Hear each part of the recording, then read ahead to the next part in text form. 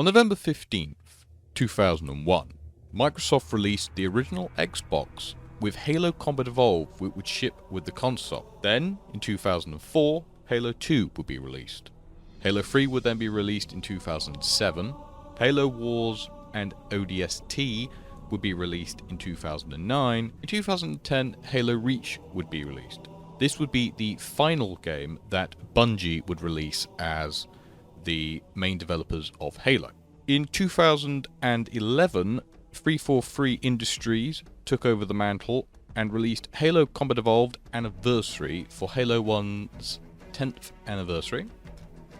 They then released Halo 4 in 2012, Halo Spartan Assault in 2013, Halo Master Chief Collection, which came with Halo 2 Anniversary in 2014, being Halo 2's 10th anniversary, Halo Spartan Strike in 2015, and then Halo 5 Guardians in the same year.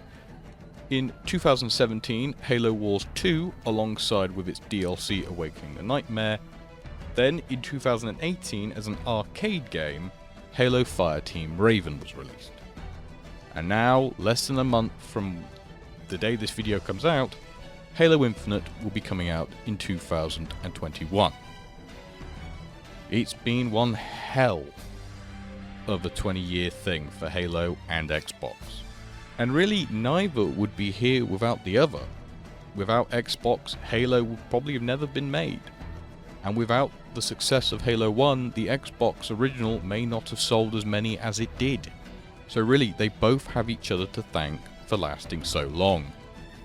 And the 20 years that Xbox and Halo have been about, there have been good times and there have been bad times, I know. But in this video, I'm not here to talk about the bad, only the good. And there is one particular game of Halo we are going to be looking at today. Seeing as it is its 20th anniversary of Xbox and Halo, we will be looking back at where it all began, with the king of all Halo games, Halo Combat Evolved. Halo Combat Evolved's story begins with the Pillar of Autumn exiting Slipspace, after being in heavy battle with the Covenant. The ship has been damaged during the battle, leaving the ship defenseless to any more attacks from the Covenant. The Pillar of Autumn comes across this large ring world of unknown origin, but any answers that they may have for it are quickly halted when the Covenant attack once again. Crew of the Pillar of Autumn are then brought to combat stations, getting ready to repel boarders from the Covenant.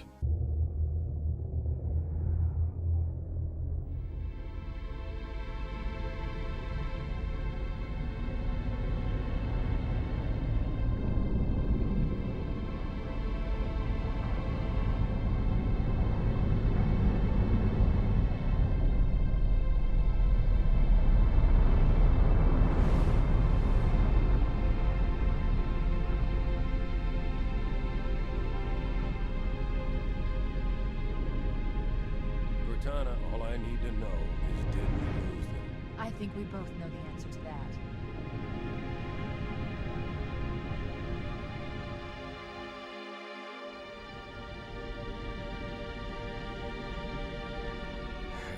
We made a blind jump. How did they... Get here first? The Covenant ships have always been faster. As for tracking us all the way from Reach, at light speed my maneuvering options were limited. We were running dark, yes? Until we decelerated, no one could have missed the hole we tore in subspace. They were waiting for us on the far side of the planet. So, where do we stand? Our fighters are mopping up the last of their recon picket now, nothing serious. But I've isolated approach signatures for multiple CCS-class battle groups. Make it 3 capital ships per group. And in about 90 seconds, they'll be all over us. Well, that's it then. Bring the ship back up to Combat Alert Alpha. I want everyone at their stations. Everyone, sir? Everyone. The legendary Master Chief is awoken from cryo.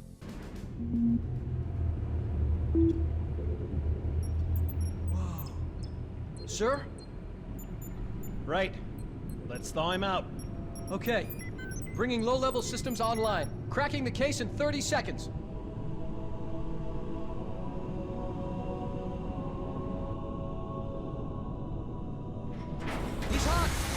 Tim's in 5.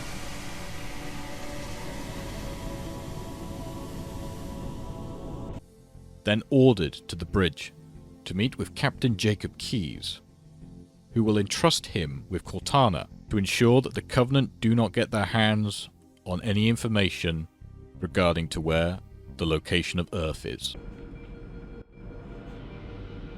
Captain Keyes. Good to see you, Master Chief. Things aren't going well. Cortana did her best, but we never really had a chance. A dozen Covenant superior battleships against a single Halcyon-class cruiser. With those odds, I'm content with 3... make that 4 kills. Sleep well? No thanks to your driving, yes. So you did miss me.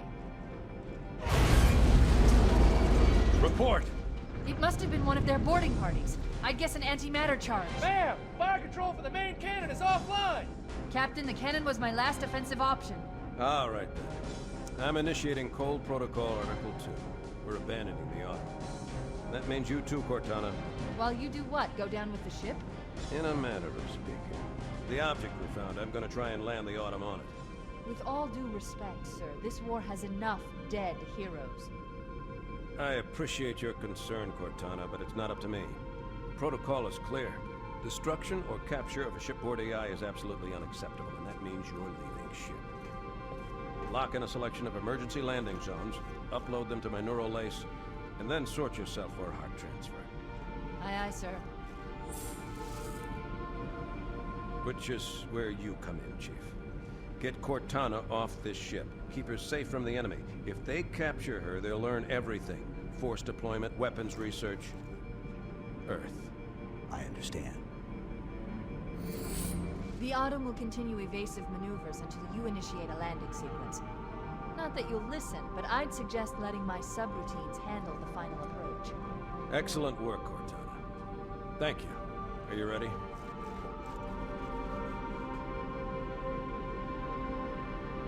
Yank me.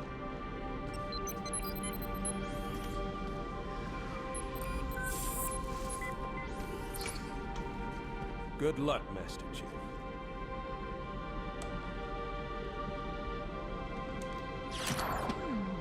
Your architecture isn't much different from the Autumn's. Don't get any funny ideas. The Master Chief Cortana would leave the Pillar of Autumn and crash land on this ring world. Get aboard before it launches.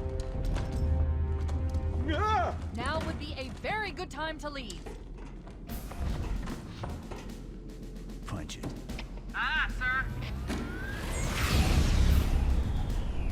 We're disengaged, going for minimum safe distance. We're gonna make it, aren't we, sir? I don't want to die out here. Look!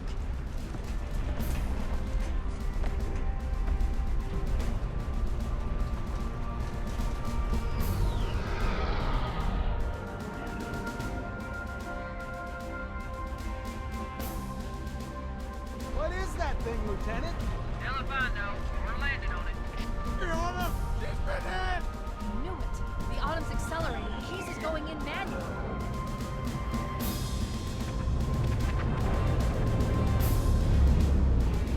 Heads up, everyone. This is it. We're entering the ring's atmosphere in 5.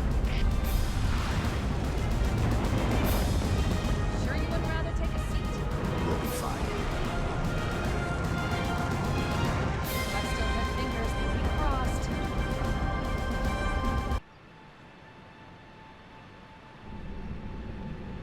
We're coming in too fast. Damn! Airbrake failure. It went too early. Losing her. Brace for impact! He would then meet up with other surviving members of the UNSC Pillar of Autumn crew. After rescuing the Marines who had been scattered across the valley, Cortana would inform the chief that she had located Captain Keyes and the remaining crew, who were being kept prisoner aboard the Covenant cruiser, the Truth and Reconciliation. Entire surviving command. Let's hurry and find the final lifeboat so we can link up with the rest of the survivors. The Master Chief and the UNSC troops would race to rescue Captain Keyes from the Covenant. The enemy has captured Captain Keyes and are holding him aboard one of their cruisers, the Truth and reconciliation. The ship is currently holding position approximately 300 meters above the other end of this plateau. So how do we get inside the ship if it's in the air? Or it should be a rifle, not wings. There's a gravity lift that ferries troops and supplies between the ship and the surface. That's our ticket in. Once we get inside the ship, I should be able to lock on to the tracking signal with Captain Key's neural implants. After boarding the Truth and Reconciliation ship and finding Keys, they would learn a little bit more about what this ring world was, and what the Covenant was so obsessed by it for. Coming here was reckless. You two know better than this. Thanks. Marines, lock and load your weapons. Let's be ready to move. Yes, sir. While the Covenant had us locked up in here, I overheard the guards talking about this ring world. They call it Halo. One moment, sir. Accessing the Covenant BattleNet. According to the data in their networks, the ring has some kind of deep religious significance. If I'm analyzing this correctly, they believe that Halo is some kind of weapon, one with vast, unimaginable power. That's true. The Covenant kept saying that whoever controls Halo controls the fate of the universe. Now I see. I have intercepted a number of messages about a Covenant search team scouting for a control room. I thought they were looking for the bridge of a cruiser that I damaged during the battle above the ring. But they must be looking for Halo's control room. That's bad news. If Halo is a weapon, and the Covenant gain control of it, they'll use it against us and wipe out the entire human race. Chief, Cortana, I have a new mission for you. We need to beat the Covenant to Halo's control room. Marines, let's move! Yes, sir. Okay, sir. Chief, you have the point. With this new information, the captain would task Master Chief and Cortana with finding Halo's control room. It would require finding the sacred cartographer. The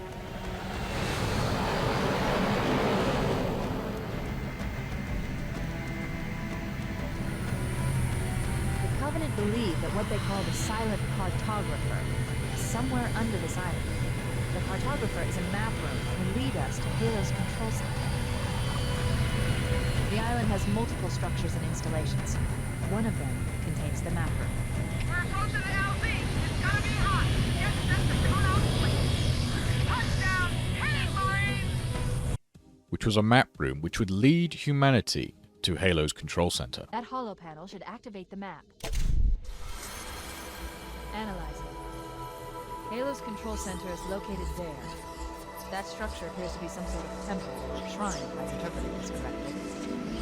After the Master Chief and Cortana had found the map room, they would then fight their way to Halo's control center. After gaining access to the control center, the Master Chief would plug Cortana into the central console, where she would find all the information about the ring, and the terrible truth as well. With this terrible truth, Cortana would order the Chief to stop Keys from opening a weapons cache he believed he was going to find, for something much more sinister and dark was awaiting him.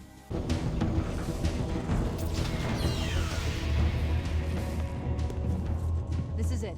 Halo's control center.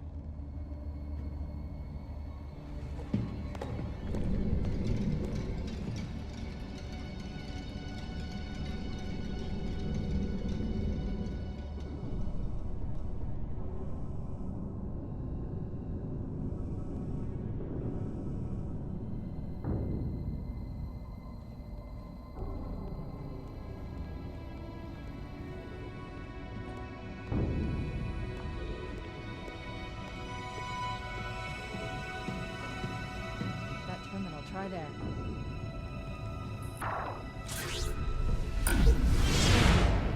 You all right? Never been better. You can't imagine the wealth of information.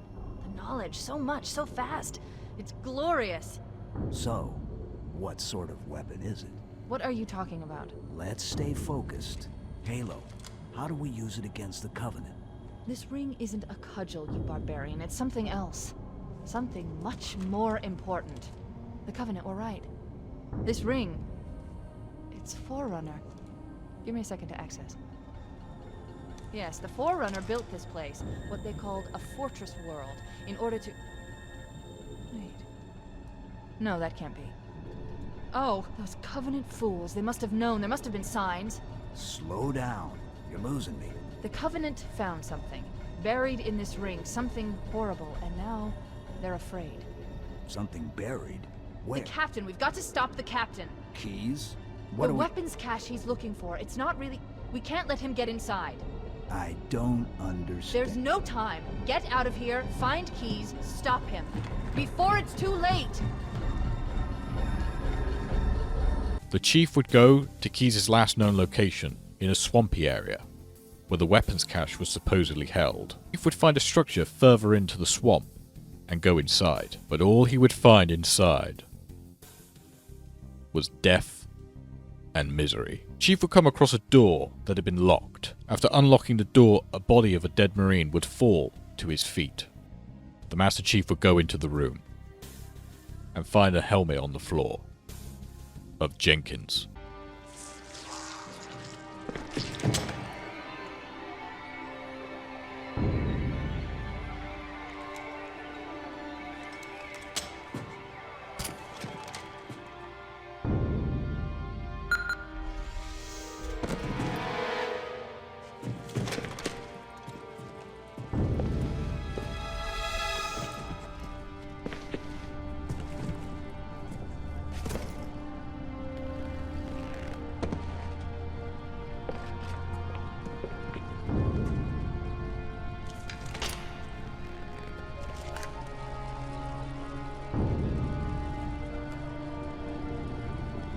After looking at the helmet for a few moments, the chief would remove the recording from the helmet and implant it into his own, where he would learn what the terrible fate of Captain Keyes and the UNSC troops were. Then, the Master Chief would be attacked by the Flood.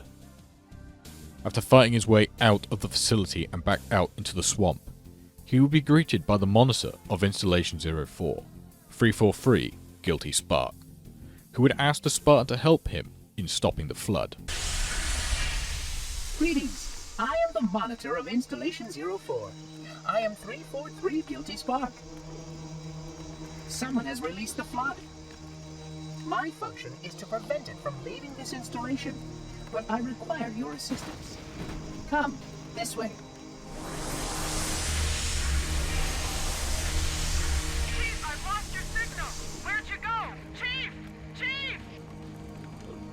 After fighting waves of Flood on floor after floor of the library, the Master Chief finally made it to the Index. The energy barrier surrounding the Index will deactivate when we reach the ground floor.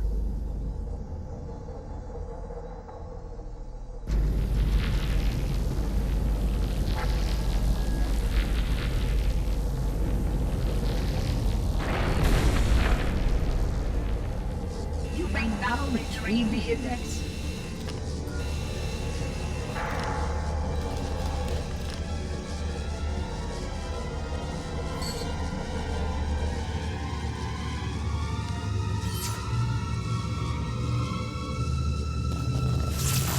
Protocol requires that I take possession of the Index for transport. Your organic form renders you vulnerable to infection. The Index must not fall into the hands of the Flood before we reach the control room and activate the installation. The Flood is spreading. We must hurry.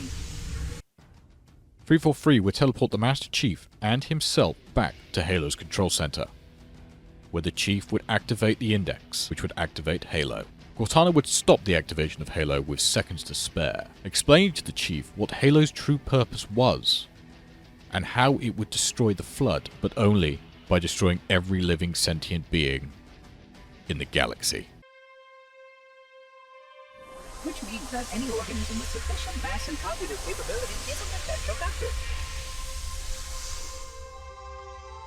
Is something wrong? No, nothing. Splendid, shall we?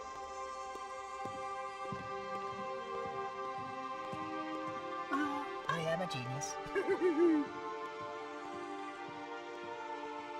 Unfortunately, my usefulness to this particular endeavor has come to an end.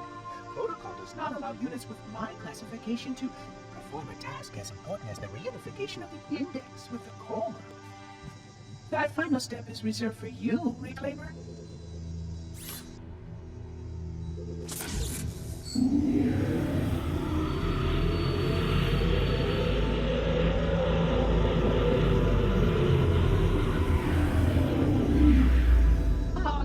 That wasn't supposed to happen. Oh, really? Cortana, I've spent the last 12 hours cooped up in here watching you toady about, helping that thing get set to slit our throats. hold on now. He's a friend. Oh, I didn't realize. He's your pal, is he? Your chum? Do you have any idea what that bastard almost made you do? Yes. Activate Halo's defenses and destroy the Flood, which is why we brought the index to the control center. You mean this? A construct in the core? That is absolutely unacceptable. Sod off! What impertinence! I shall purge you at once! You sure that's a good idea? How dare you? Oh! Do what? I have the index. You can just float and sputter. Enough! The Flood is spreading. If we activate Halo's defenses, we can wipe them out. You have no idea how this ring works, do you? Why the Forerunners built it? Halo doesn't kill Flood. It kills their food. Humans, Covenant, whatever. We're all equally edible. The only way to stop the Flood is to starve them to death. And that's exactly what Halo is designed to do. Wipe the galaxy clean of all sentient life. You don't believe me? Ask him.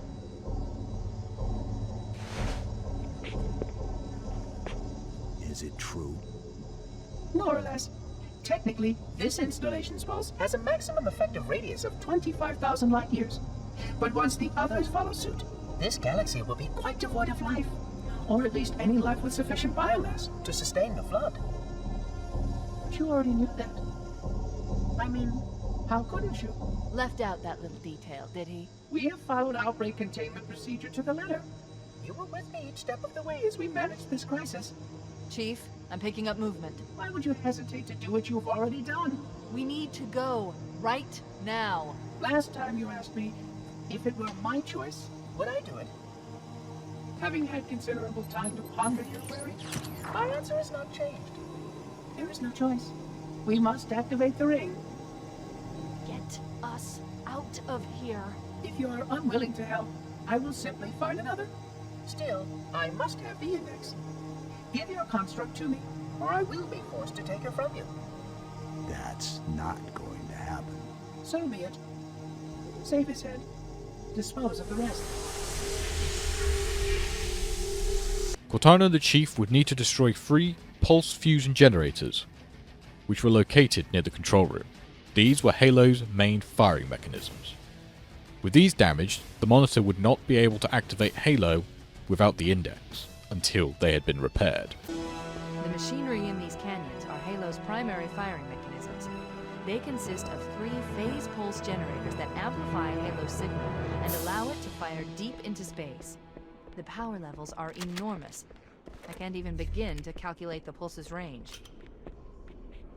So, if we damage or destroy these generators, the Monitor will need to repair them before Halo can be used. That should buy us some time. But Halo needed to be destroyed. And Cortana only knew of one way. We can't let the Monitor activate Halo. We have to stop him. We have to destroy Halo. According to my analysis of the available data, I believe the best course of action is somewhat risky. An explosion of sufficient size will help destabilize the ring, and will cut through a number of primary systems. We need to trigger a detonation on a large scale, however. Starship's fusion reactors going critical would do the job. I'm going to search what's left of the Covenant battle and see if I can locate the Pillar of Autumn's crash site. If the ship's fusion reactors are still relatively intact, we can use them to destroy Halo. The Pillar of Autumn's engines. They would need Captain Keyes' neural implants to detonate the Pillar of Autumn's engines, destroying Halo. Final target neutralized. Let's get out of here.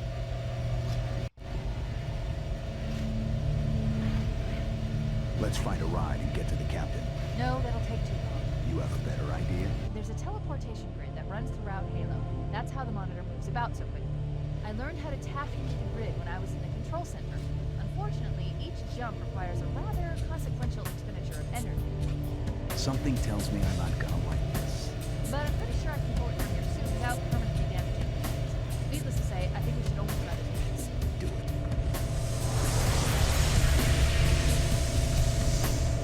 Captain Keyes was located back at the Truth and Reconciliation, where a firefight had broken out between the Covenant forces and the Flood. The Covenant network is absolute chaos. From what I've been able to piece together, their leadership ordered all ships to abandon Halo when they found the Flood, but they were too late. The Flood overwhelmed this cruiser and disabled it. The Covenant are terrified the Flood will repair the ship and use it to escape from Halo. They've sent in a strike team to neutralize the Flood and repair the ship for immediate departure. I've got a good lock on Captain Key's CNI transponder signal. He's alive, and the implants are intact. There's some interference from the cruiser's damaged reactor. I'll bring us in as close as I can.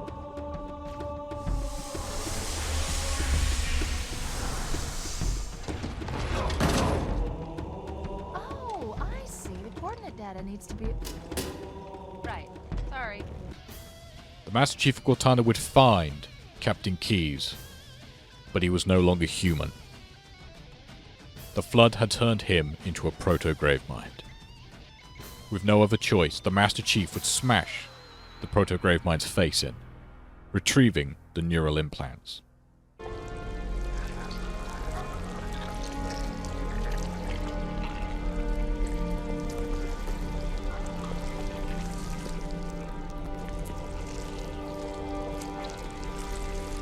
No human life signs detected. The captain, he's one of them. We can't let the Flood get off this ring. You know what he'd expect. What he'd want us to do.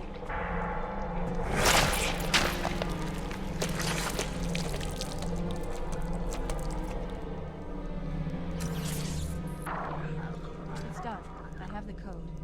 We should go. The Master Chief would then commandeer a Banshee and fly it to the Pillar of Autumn's crash site.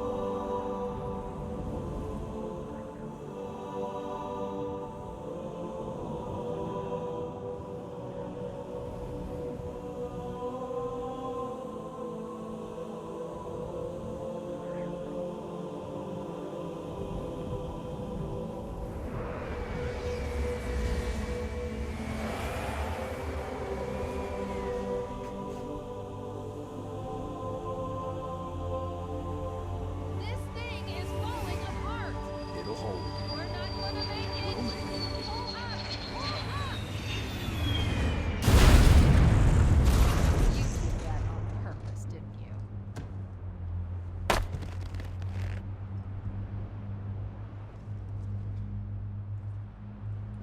Where the Master Chief and Cortana would make their way to the bridge and activate a 15-minute countdown. The monitor would stop this, meaning there was only one way to destroy Halo. The Master Chief would need to physically destroy all 4 of the engines. I leave home for a few days and look what happens. This won't take long. There. That should give us enough time to make it to a lifeboat and put some distance between ourselves and Halo before the detonation. I'm afraid that's out of the question. Oh, hell. Ridiculous! That you would imbue a warship's AI with such a wealth of knowledge? Weren't you worried it might be captured or destroyed? He's in my data arrays, a local tab. You can't imagine how exciting this is! to have a record of all of our lost time. Human history, isn't it? Fascinating.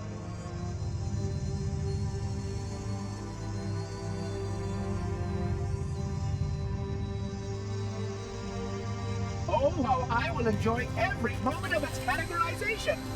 To think that you would destroy this installation as well as this record. I am shocked. Almost too shocked for words. He stopped the self-destruct sequence. Why do you continue to fight us, Reclaimer? You cannot win. Give us the construct, and I will endeavor to make your death relatively painless and... At least I still have control over the comm channels. Where is he? I'm detecting taps throughout the ship. Sentinels, most likely. As for the monitor, he's in engineering. He must be trying to take the core offline. Even if I could get the countdown restarted, I don't know what to do. How much firepower would you need to crack one of the engine shields? Not much. A well-placed grenade, perhaps, but why?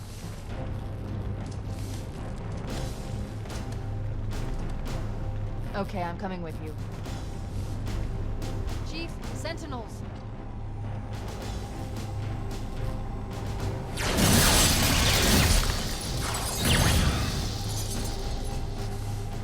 After doing this, Cortana would contact Foehammer for pickup. At the rendezvous point, the chief would stop, but Foehammer would not be able to pick him up, as she was shot down by 2 enemy Banshees. Wait, stop! This is where Foehammer is coming to pick us up. Hold position here. Cortana to Echo 419. 2 Covenant Banshees are approaching on your 6. Evade. Say again, evade. I'm hit. Mayday. Mayday. What the hell? I can't hold her. I can't hold her. Echo 419! She's gone. Calculating alternate escape route. Ship's inventory shows 1 longsword fighter still docked in Launch Bay 7. If we move now, we can make it. Leaving the Master Chief Cortana with 1 option left. With only minutes left, the Chief would race to one of the hangar bays, where a longsword was docked. Master Chief would get aboard the longsword and prepare it for takeoff. And as they left the hangar, the Autumn would go critical, and the resulting explosion of the Autumn would rip the ring apart.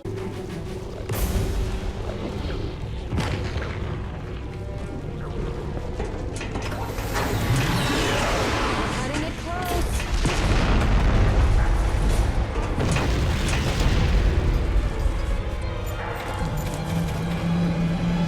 Here we go.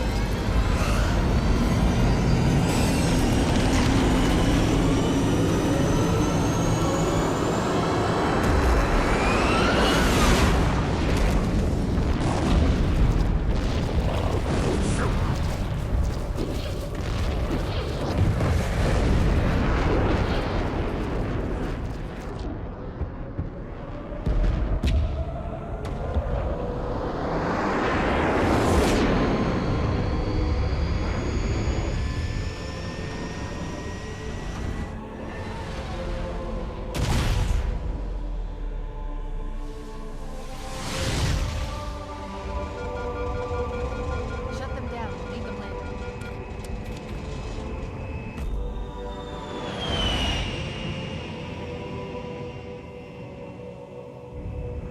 Fancy a look?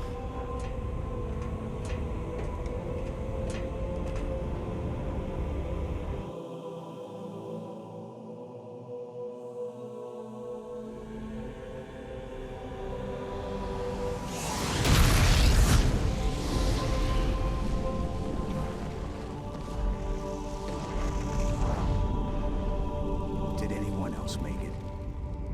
Scanning. Just dust and echoes. We're all that's left. We did what we had to do for Earth. An entire Covenant armada obliterated, and the Flood. We had no choice. Halo, it's finished. No. I think we're just getting started.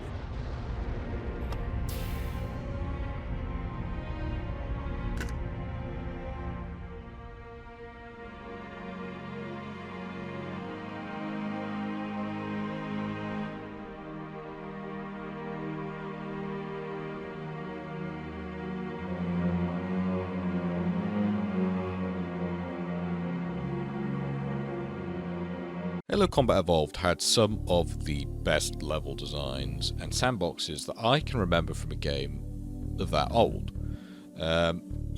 Halo Combat Evolved had 10 levels in total. You had the Pillar of Autumn, Halo, Truth and Reconciliation, Silent Cartographer, Assault in the Control Room, 343 Guilty Spark, Captain Keyes, radio in, and I'll come pick you up. The Library, We must 2 Betrayals, Keys, and the more. I need you to upload me into the control systems. The terminal. Now, each level had a unique thing that made someone remember it, be that a good thing or a bad thing. Let's start with bad first. Let's get the bad out of the way so we can talk about the good. There were a few level designs which got a bit repetitive. For example, the library. The library was a good level, but the floors were all the same. Each floor was the same, maybe reversed. You would fight flood after flood after flood, wait by door by door by door, and then eventually you would make it to the top floor and then go all the way back down again to grab the index. Now this wouldn't be too much of a problem if it wasn't for the rocket launcher flood. And these are flood forms that would carry the rocket launchers, and you would literally turn around the corner and you would get destroyed by a rocket. Now I'm not saying that's bad level design, but it didn't help or make people enjoy the library. too dangerous to release unless sterilization. The library is one of those notorious levels in Halo which nobody wants to play. But to give the library some credit where it's due, it was the only level where we didn't fight the Covenant. We only fought the Flood. Now that we're talking about sort of the bad thing, because that was really the only sort of bad aspect of the Halo design, level design that I ever really knew. The rest of the levels I loved. And the level that comes after the library, 2 Betrayals, because of how much I disliked the library, it makes me love 2 Betrayals even more than I should. Because 2 Betrayals was the first time where we saw all of the factions fighting each other. You had the Covenant, the Flood, and the Sentinels all fighting each other and then fighting you. And you could see these little skirmishes across the map where the Flood would be fighting the Covenant using weapons from the human pelicans that had crashed and all of the other stuff. And it was a really, really cool thing to see. So 2 Betrayals is one of the better levels of Halo. But then there's another level that's really good as well. And that is the level Halo, the second level in the game.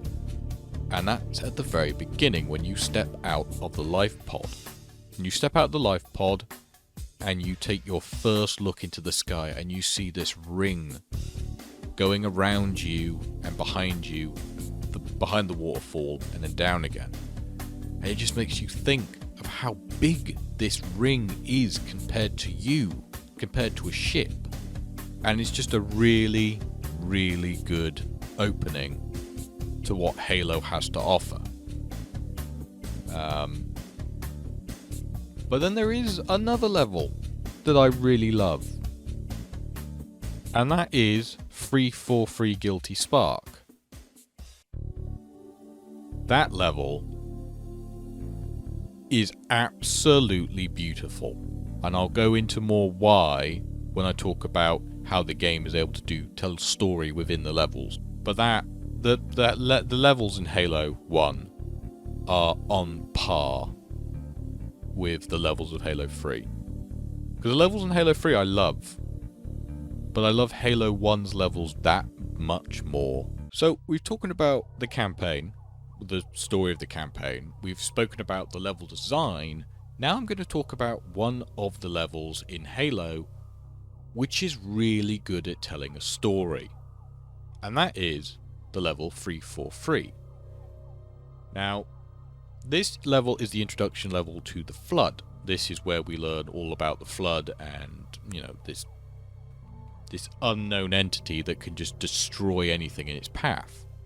So let me set the scene for the level. You've just left Cortana in the control room, and you've been dropped off by Fohammer at Captain Keyes' last known location. The last transmission from the captain's dropship was from this area. That was over 12 hours ago. When you locate Captain Keyes, radio in, and I'll come pick you up.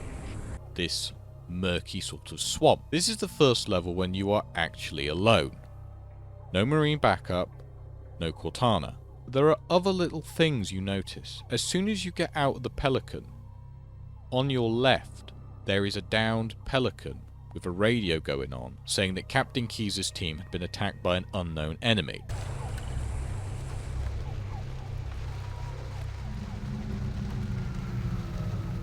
Dropship Victor 90.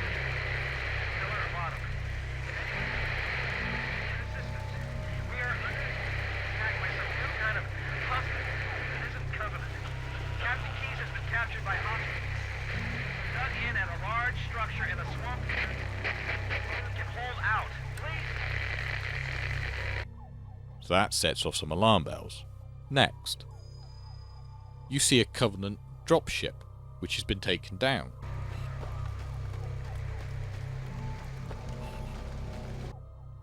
And you've never seen one of those before, so you're wondering what's going on.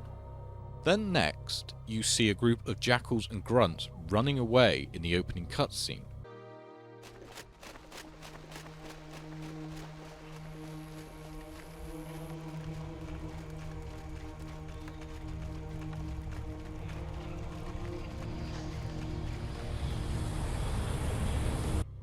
Running away from what? We don't know. But as you make your way further into the swamp, on your motion tracker you can actually see friendly circles. Now in Halo, enemies are shown up as red circles and allies are yellow. You can see these yellow circles running about the map.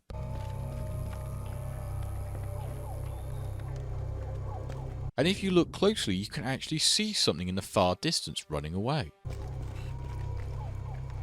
Which adds even more questions. Was that a human? Or something else? Next, as you get further near the actual facility itself, you see grunts and jackals running away from the entrance whilst being fired upon by someone using human weapons.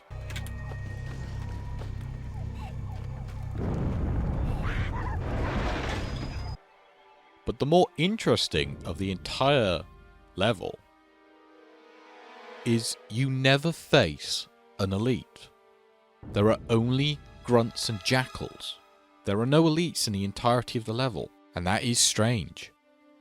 And as you make your way further into the facility, you see shade turrets pointed away from a door. Not to keep someone out, but to keep someone in.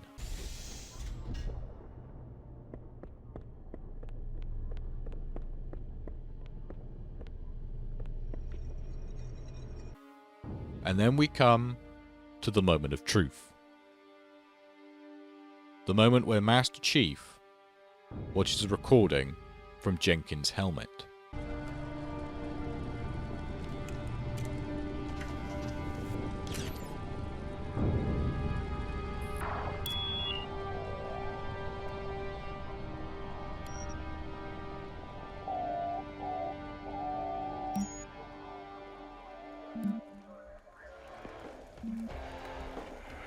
Why do we always have to listen to this old stuff, Sarge? Watch your mouth, son. This stuff is your history. It should remind you grunts what we're fighting to protect. Hey, if the Covenant want to wipe out this particular part of my history, that's fine by me. Yeah, better it than us. You ask them real nice next time you see him, Vicente. I'm sure they'll be happy to oblige. Now Z looks clear. I'm bringing us down. Go, go, go!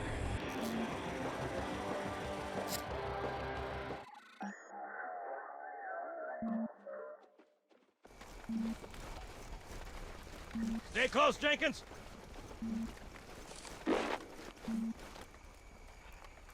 Mendoza, move it up! Wait here for the captain and his squad, then get your ass inside. Sir! Okay, let's move!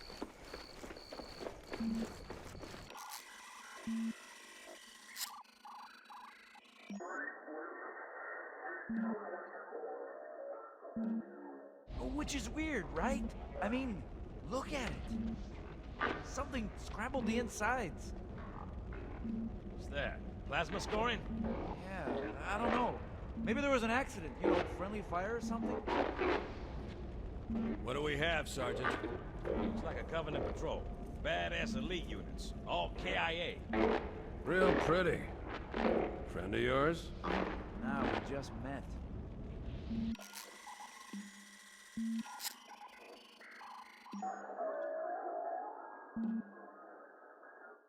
Right, well, let's get this door open. I'll try, sir. But it looks like these Covenant worked pretty hard to lock it down. Just do it, son. Yes, sir.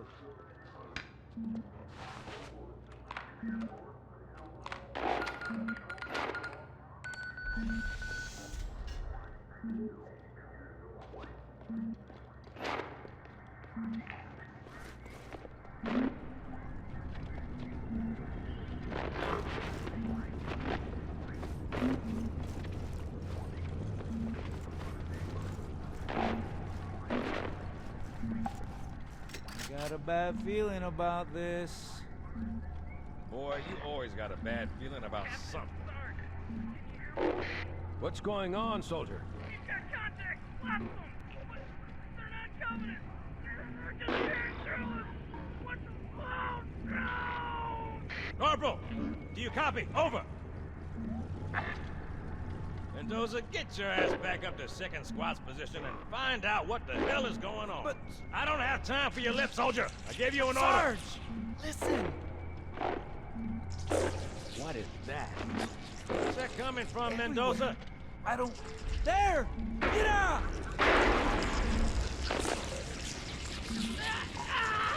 Hold still! Hold still! Let him have it!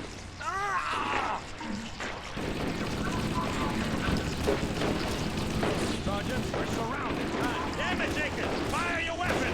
There are too many, Don't Sarge! even think about it, Marine. What is it? Roll call! Jenkins!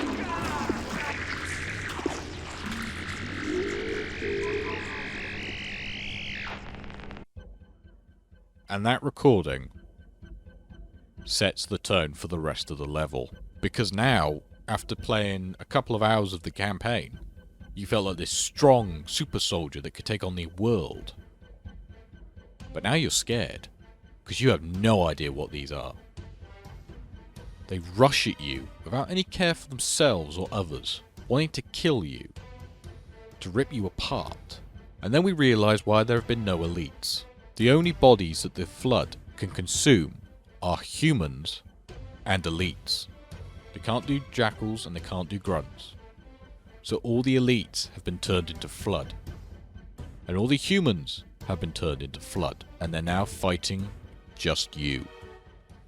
But this level does introduce you to the shotgun. And it becomes quite apparent very quickly that the shotgun is a very good tool for dealing with the Flood. But that is the beauty of Halo Combat Evolved. How that one level can just tell you this entire story in about 15-20 minutes of gameplay. And it is beautiful. It is one of the beautifulest levels ever. And if someone was to tell me what's your top 100 levels in video games, that would be in the top 5. Along with 2 Betrayals, but still. It would be in my top 5 of over 100 levels. Because it's just such a good level. It just tells a story. It tells a story where it didn't actually need to tell a story, but it did. And that just adds to the flavour of absolute perfection that Halo Combat Evolved has strived to do, and still does. 20 years later. But Halo wouldn't be Halo without its weapons. And there is a lot to choose from both the human side and the Covenant side. So I think we'll start with the human side first. Of course, we have to start with the M6D personal defense weapon, the pistol, the granddaddy of hand cannons, the most powerful pistol I've ever used in a video game, and I say that with full confidence. Next, we have the assault rifle, or the MA5B, which can shred through enemies very nicely. Next, we have the M90 shotgun, and it is the granddaddy of shotguns along there with the pistol. Just hands down the best. Next we have the M19 SSM rocket launcher, or as we all better know it as, the Spanker. Next we have the 99C S2 sniper rifle, the frag grenade. And now we come down to the Covenant weapons. The Type 25 plasma pistol, used by the Grunts and the Jackals. The Type 25 plasma rifle, used by the Elites and the Flood. I suppose you could also say the Flood used the plasma pistol as well. Then we have the Type 33 Needler, a very, very good weapon. Then we have the Type 1 plasma grenade, or sticky grenade as you may want to call it. Now, each weapon does its own job. Each weapon has a strength, each weapon has a weakness, except the pistol. And yeah, well, basically the pistol there is no weakness for the pistol. The pistol is very, very good. It is one of the best pistols that I've ever used in a game, of any game I've played, and I've played a lot of games, trust me. But the pistol is really good. It's good on any of the 4 difficulties of easy, normal, heroic, or legendary. And trust me, you're going to want a pistol when you're playing on legendary, because if you don't, you're not really going to survive very long. The assault rifle. The assault rifle is a really good weapon. Now, it's really good at mowing down a group of Grunts or Jackals, and pretty good at dealing with the lower level elites as well. But it does have a secondary use. When you meet the Flood, you are first encountered by the little popcorn Flood, the infection forms, and they run at you. You've got 60 bullets in your assault rifle, and you can use it to mow them down as they run towards you. So the assault rifle has a use against the Flood. Next, the shotgun. The shotgun is used against the Flood and the elites. The shotgun is really fucking good, and the way it's introduced into the campaign, as I spoke before, is really good as well. Next, we have the Spanker, or the rocket launcher, and the rocket launcher is very good at destroying enemy vehicles and hunters. If a hunter is smacked in the face with a rocket from the Spanker, he's dead immediately. No matter what the difficulty, they're just dead. Next we have the sniper rifle. Now the sniper rifle actually has a weakness. The sniper rifle is really good at taking out enemies from a long range. Headshots, they're dead. Except the Flood. The sniper rifle has no damage to the Flood. You cannot kill the Flood with the sniper rifle. It's just impossible. They just don't die. They don't die from the sniper rifle. That's just it. But the sniper rifle and the pistol, if you one-shot a hunter in the back, those weapons will kill them instantly. That's how powerful the pistol and the sniper rifle are, alongside the rest of them. But the sniper rifle is the only one that I've seen that has a sort of disadvantage by not being able to do any damage to one of the enemy types. On to the Covenant side, the plasma pistol. Now the plasma pistol is very good for taking down enemy shields, be that elites or sentinels. One charged up blast from the plasma pistol at a sentinel and it brings it down immediately, destroying it. Now the plasma pistol and the human pistol can be combined into what people have commonly come to refer as the noob combo. So if you're playing on legendary difficulty or a higher difficulty like Lasso, what you do is when you come up against an elite, a red elite that's shields are a lot tougher than the blue ones, is you charge the plasma pistol up, fire it at the elite, it damages its shields, and a couple of shots from the human pistol with a headshot the elite is dead. Plasma rifle. Now the plasma rifle sort of acts like the assault rifle. It's really good for taking out the popcorn flood quite easily. And it's also pretty good for taking out the sentinels. It's not as good as the plasma pistol, but it does a pretty good job against the sentinels. The needler. Oh, the needler. If you could imagine having a weapon that fires pink needles at your enemy, and if enough needles attach to the enemy, they'll explode. That is the needler in a nutshell. Now we come on to the grenades. As I mentioned, the humans have the frag grenade, and the Covenant have the plasma or the sticky grenade. Now the frag grenade is good for taking out large groups of enemies. So let's say you've got a group of grunts. You throw the grenade in the middle, and it kills all of them. The plasma grenade is more used to single out targets like elites, or grunts, or jackals. And sometimes when you stick them, if you stick a grunt or a jackal, they will run towards their friends. And hopefully you can get a kamikaze explosion, killing everybody. But the plasma grenade is mainly used for singling out the tougher targets like higher up elites. So we've spoken about weapons. But there aren't just weapons that you can use. You can also use vehicles. Human and Covenant. So we started with the human weapons. So let's start with the Covenant vehicles first, shall we? First off, we have the Shade Turret. Now the Shade Turret isn't technically a vehicle. You can't move it. But you can sit in it and use it. And it does quite a bit of damage to groups of enemies.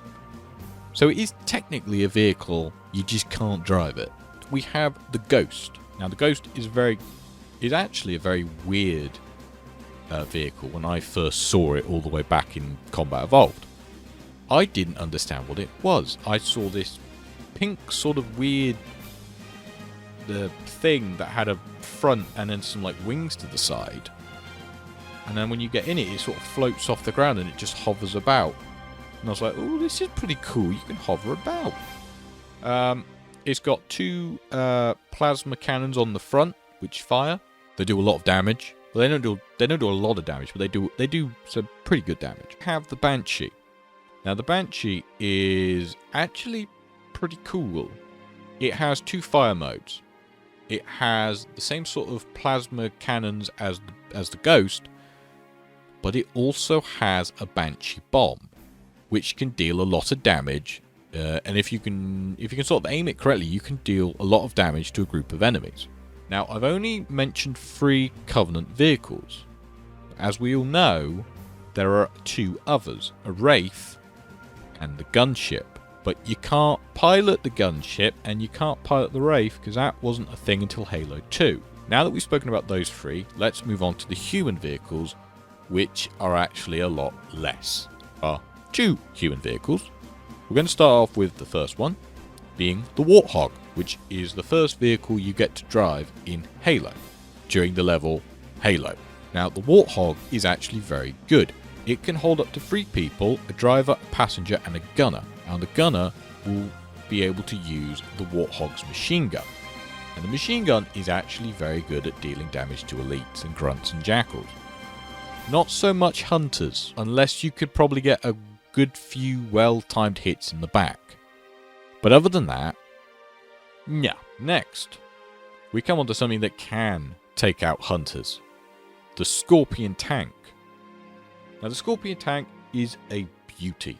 It has a tank cannon, but it also has a mini machine gun that the driver can operate as well. So while you're firing tank shells, you can also fire your little machine gun. Now it can hold 1 driver and up to 4 passengers.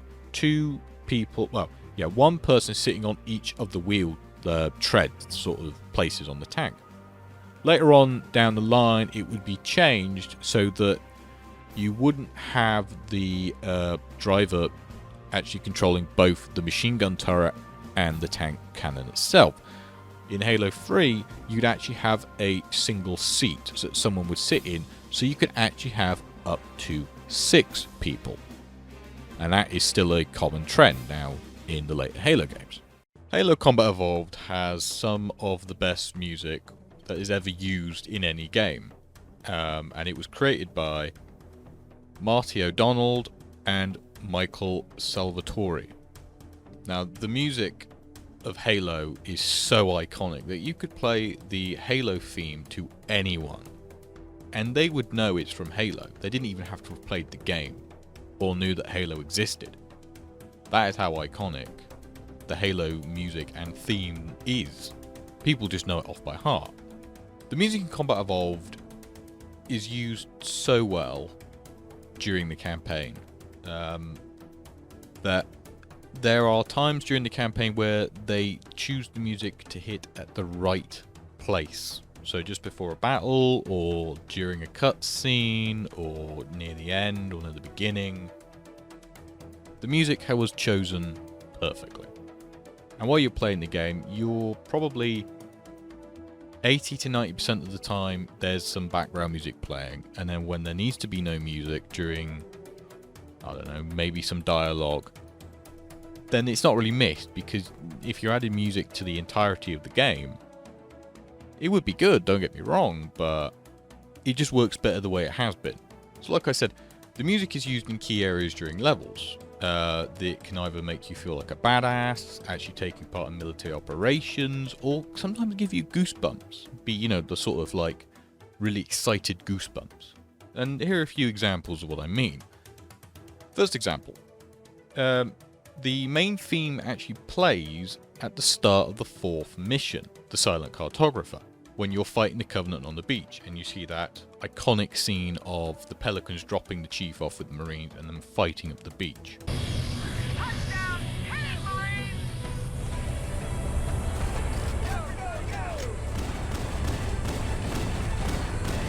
How you doing, amigo? Unstoppable! Cover fire!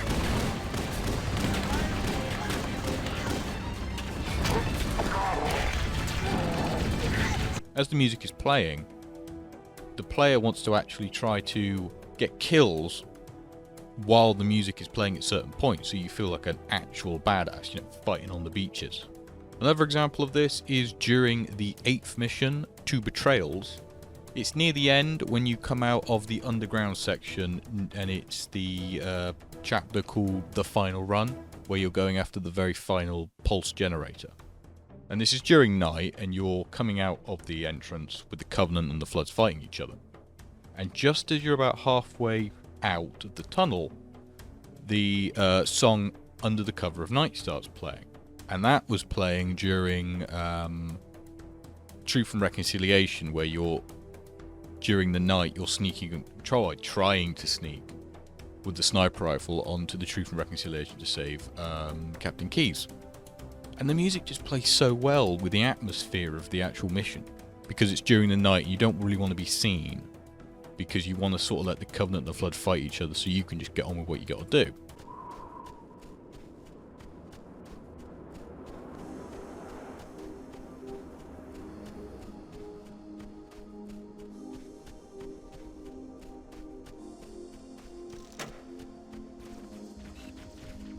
Another example, if we go back to the 4th mission, near the end, after you've found the map room and you've located the Halo's control center, and you have to work your way out of the Silent Cartographer room, and you're making your way up the little stairs, the music rock anthem for saving the world starts playing as you're fighting your way out. And just like when you were fighting your way up the beach, this music makes you feel like a badass, because you're just destroying the grunts and jackals and elites that are coming after you, and the hunters. It's just beautiful. It just works so well.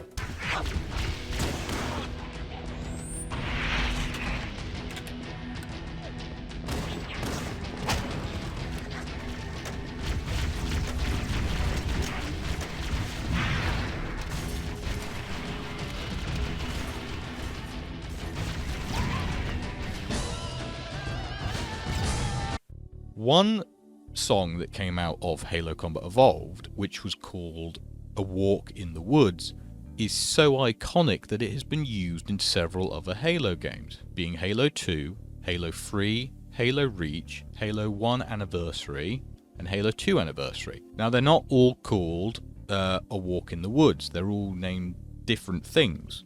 I can't remember off the top of my head. And that song was so iconic that it's coming back in Halo Infinite, being called something else again, but the same premise of the way that A Walk in the Woods is done in the other versions of it. And it is just lovely. I love it. I love that part of the soundtrack. So hands down, Halo Combat Evolved soundtrack is the best out of any gaming soundtrack ever. And I say that on top of the other Halo soundtracks. Halo has been a massive part of my life for the majority of it. I have loved every minute of it, all of Halo and all of Xbox, and there isn't anything I would change of what I have done. There is nothing I would change. If I could go back and replay everything all over again, you're damn right I would. But I am not the only one who has fallen in love with Halo and Xbox over the past 20 years. There are thousands, maybe even millions, who have fallen in love with Xbox and Halo. And I've asked a dear old friend of mine to add a few words of his own to tell us about what he feels of Combat Evolved 20 years on.